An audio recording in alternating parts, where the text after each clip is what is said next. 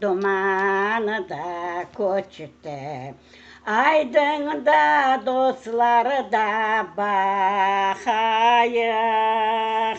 Endi bizge ecel de geldi, bu yerlerden de kaçayıq. Endi bizge ecel de geldi, bu yerlerden de kaçayıq. İkincisi nedir? Nedirdi? Yandı da Aqyar, duman, ayttım da onu.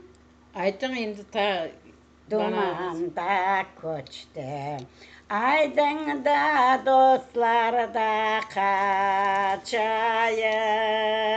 Bizge endi ecel de geldi, bu yerlerden de kaçayıq. Yandı Aqyar, duman da köçtü. Ayttım da demek